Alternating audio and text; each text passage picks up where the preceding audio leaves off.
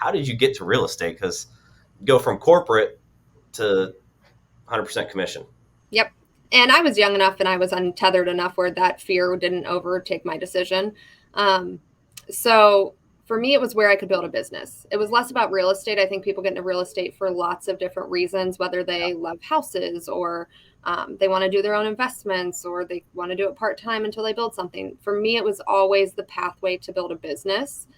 So my driving force when I got into real estate, I gave myself 5 years. So I grew up in a house where my parents worked really hard to provide for us kids. I mean, I was the oldest of four, and so I would tend to the younger kids until the parents got home. Um, that was kind of a challenging upbringing because you're like, we're 4, 6, and 10 years apart. So I was always a little bit older than my siblings, and so that was a lot of responsibility for me. My parents did an amazing job. They just couldn't always be present because they were my dad being an iron worker, dusk till dawn. He comes home when the sun goes down, right? Yeah. My mom would always round at the hospital after work. And so they would have to miss things. And that was the sacrifice that they made. They would have to miss our parents' nights or school events or, different things that parents with maybe different schedules or freedom had or could be there for their kids. So I wanted to build a life that created leverage so that I didn't have to choose. And I think as a woman, sometimes we feel like we have to choose between being successful in our career and having a family. And that wasn't a decision that I was going to make. So I spent 5 years when I got into real estate in 2015. I worked really hard and I built a business. And the whole goal was how do I get my business and myself to a point where I can have the freedom of choice without it sacrificing my income. Yeah. And that has been my driving force. So we started building the team I was on a team for my first year, and then Jonathan and I got engaged and we built Millennium Group together. So we started that in 2016, and in 2021 we had our first son. That's awesome. And the fact that you had that thought process and that vision from day one. I always say, like, I mean, even me, I got into real estate right out of college, like, but I didn't know anything about sales. I didn't know anything about business. I didn't know anything about anything, and I think that's the majority of agents, right? Like, they get into the business. This isn't their first career. This isn't, they're not a salesperson. They're not a marketing person. They're not sometimes not even a business person, right? Right. And I think that's why partly why our failure rate's so high, and you knew from jump exactly what you were trying to build and why you were trying to build it. I think a lot of agents, we missed that. I missed it. I was 22. I was just like, let's make some money and have fun. Yeah.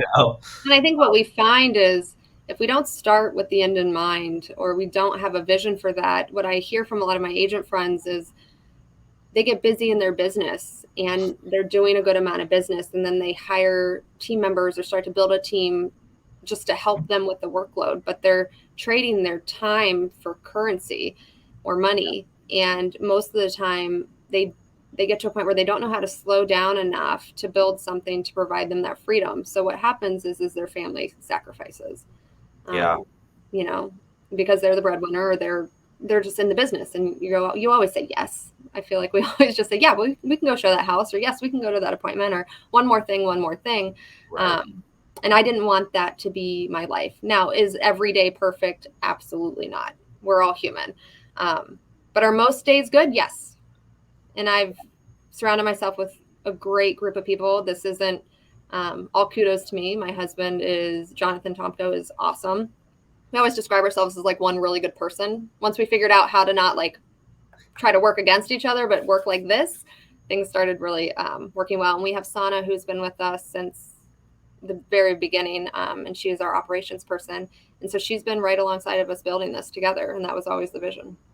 Yeah, you mentioned sacrifice a couple times. Your parents had to make sacrifices, and even agents, right? You have to make some certain sacrifices. And I always tell people, you can have it all. You can have the most money that you want in this business, and you can have the complete time freedom if you want in this business. But you also have to decide early on what are some of those sacrifices that you're willing to make, right? Yeah. Like, and it doesn't even have to be something big, right? In order to scale and to grow and to have that all, some of that sacrifice is a delegation, Yeah. letting go, giving, letting others, step in and do their thing. And I think sometimes when we talk about that, and you're in a leadership position and I'm in a leadership, I feel like sometimes that goes in one ear and out the other. And a lot of agents just get stuck in having a job where, they're on the Yeah. clock for whenever their client needs them, and they're not truly actually building, a real estate business that can Yeah. run without them. And those are two different things. Well, and I agree with you on sacrifice, and our culture doesn't help. How our culture's evolved here in the United States, it really does not help because we want that instant gratification. Yeah. We want to go from 0 to 100 in no time at all. And it's hard because if you have that mentality and you're measuring your success, not your progress, Yeah. you're constantly going to feel defeated. Yeah. And really challenging yourself, who do I need to become to be $100,000 income earner or $200,000 income earner? Who do I need in my world in order to make that possible? And sometimes we don't take that time to reflect with ourselves. Yeah. I always joke that I'm having a lot of honest conversations with myself these days about who I am and what I'm going to do and what I'm not going to do. And what that provides is freedom. Like I know what I'm willing to sacrifice and when, and I also know what I'm not willing to. Yeah. It's the daily habits, it's the self-discipline, it's all of those things, that small things, Mm-hmm. what are you doing, talking to someone for 15, 20 minutes, just BSing around in the office, Yeah. right? Like, yes, there's a time and place for that. But, Yeah. I always laugh when agents are out there like, yeah, I work 60, 80 hours a week. I'm like, but do you really, like, because I know me when I was in the office, there was a lot of time wasted, right? Yep. Whereas in this business, if you just hyper focused on those income producing activities, you could knock out a full day's work in 4 to 5 hours, Yeah. max. Not counting like, showings and those type of things, but actually in the business, getting that going.